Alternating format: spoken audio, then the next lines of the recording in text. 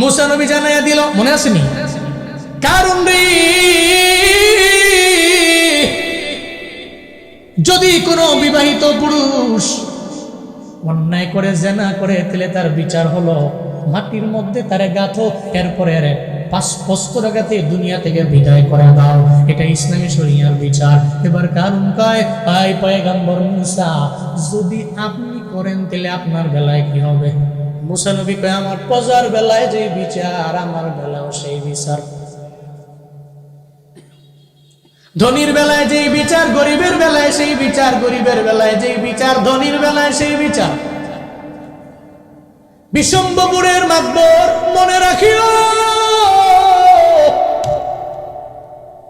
পকেটের মধ্যে টাকা ঢুকলে ধনীর পোলার বেলায় বিচার হালকা করিও না রে বাবা।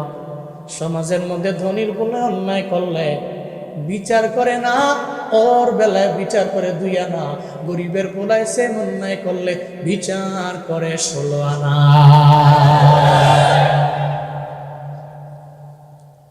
গরিবের বেলায় যেই বিচার ধনীর বেলায় সেই বিচার। মুসা কয়, আমি ইমামে আদিল। কারণ রে, তুই আমায় বলো না কি বলতে চাও?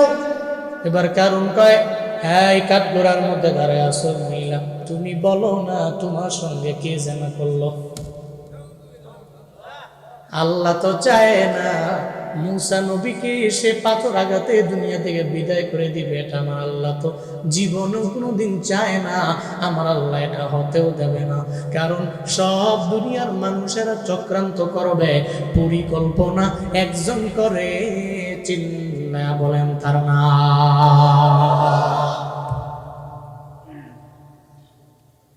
কারণ চক্রান্ত করে ফেললো, মুসাকে আমি মাটির নিচে গাড়বো, পাথরের আঘাতে ওরে দুনিয়া থেকে বিদায় করে দেওয়া হবে। এবার ওই মহিলারা বলে, আই মহিলা তুমি বলো তোমার সঙ্গে জেনার কাজের মধ্যে কে লিপ্ত হয়ে গেল? মহিলা একটা বলতে গেল, কিন্তু আল্লাহ পাক জবানটারে ঘুরে দিছে। সুবহানাল্লাহ, জোরে বলবেন না, চিল্লা বলেন না। খেলা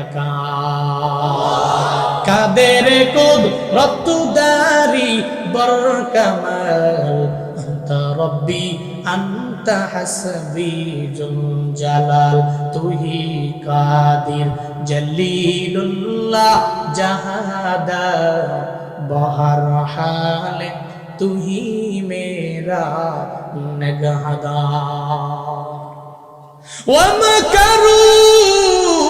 ومكر الله والله خير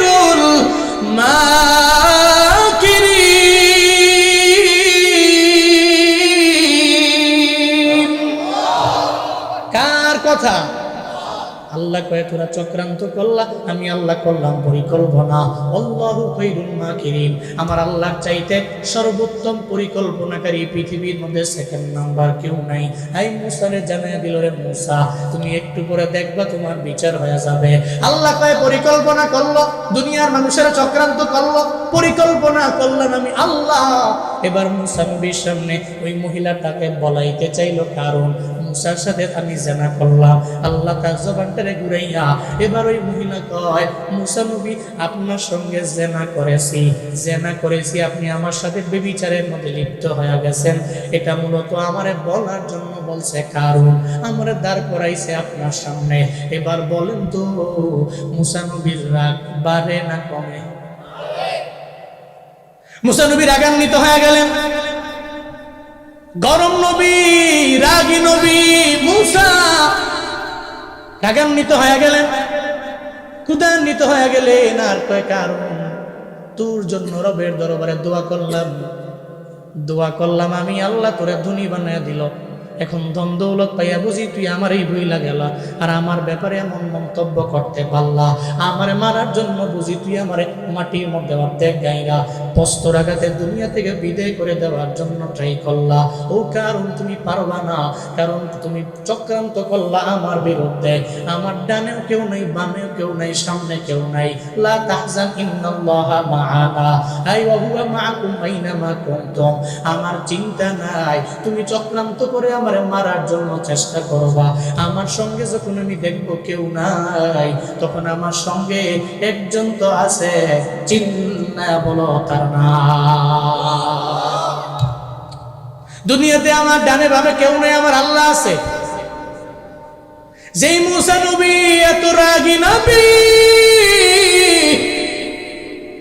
যেই মুসা নবী ফেরাউনের বাবুর্চিরা এক থাপ্পড় মাইরা দুনিয়া থেকে বিদায় করে দিয়েছে। এক থাপ্পড় মারছে, ফেরাউনের বাবুর্চি কইরা ঘুরে ঘুরে গেছে। রাগী নবী অনেক রাখছিল। শুধু তাই না, আল্লাহ কয় মালাকুল মউত যাও তো মুসা নবীর দরবারে রুটা কবজ করে নিয়ে আসো। মালাকুল মউত অন্য নবীদের মতো আইছে, মানবের বেশে আয়া। বুখারীর বর্ণনা, আয়া দরওয়াজার সামনে যারা কোনো পারমিশন নেই, আছে না পারমিশন নেওয়া, অনুমতি নেওয়া লাগে না? লাগে না? আপনারা নেননি, অনুমতি নেননি?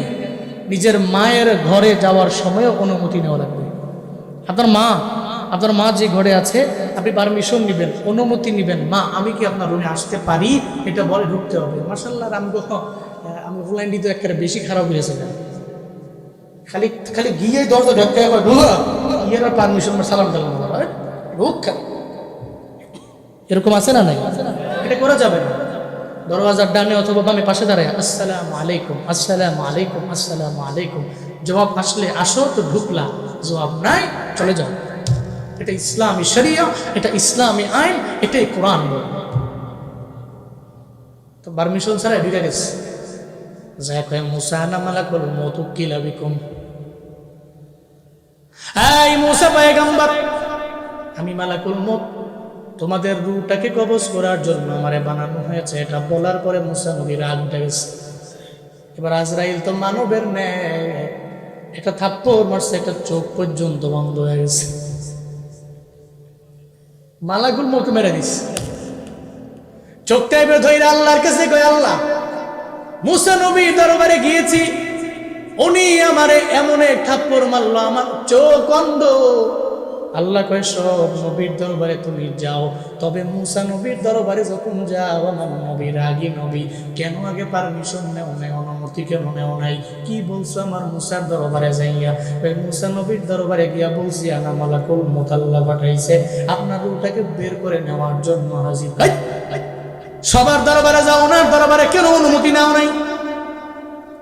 আচ্ছা দাঁড়াও, সব সমাধান আমি করব। আল্লাহ কয় নবী মুসা, কেন আপনি আমার মালাকুল মউতরে মারলেন? এবার মুসা নবী কয়, ও আল্লাহ, কেন পারমিশন নেই নাই জন্য মারলাম। আচ্ছা অসুবিধা নাই, মারলেন কেন? কয় মরণের কথা সে আমার দরবারে এসে বলে অনুমতি ছাড়া। আমি আল্লাহই তো পাঠাইলাম। পয়গম্বর মুসা, আমি আল্লাহ আপনার হায়াত বাড়াইয়া দিব, অসুবিধা নাই। এরপরে আমি আল্লাহ যা করার করব। ওই কি করবেন বলেন? এরপরে আল্লাহ বললেন, আপনার সামনে কি কয়টা গরু, ওই গরুর উপরে আপনি আপনার হাতটাকে রাখেন। ওই গরুর উপরে হাতটা রাখার পরে আপনার হাতের নিচে যত গরুর পশম থাকবে, আমি আল্লাহ পাক রব্বুল আলামিন যতগুলা পশম আছে, ওই পশম পরিমাণ হায়াত আমি আল্লাহ বাড়াইয়া দিব। এরপরে মুসা নবী কয়, আমার হায়াত যদি হয় 2000 বছর, এরপরে কি? আল্লাহ কয় সুম্মাল মাউত, এরপরে নবী আপনার মরণ হবে। মালাকুল মউত কোনো না কোনো একদিন আপনার দরওয়াজার সামনে কোরআন আরবে। মুসা নবী কই, আল্লাহ থাকার দরকার নাই, এখনই আবার পাঠাবো, আর আমি থাপ্পড় দিব না।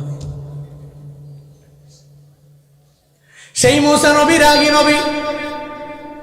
মুসা নবী কয়, কারণ আমার দুয়ার বদৌলতে তুই ধন দৌলতের মালিক হইলা, কিন্তু এখন তুই আমার বিরুদ্ধে চক্রান্তের জন্য লাইগা গেলা।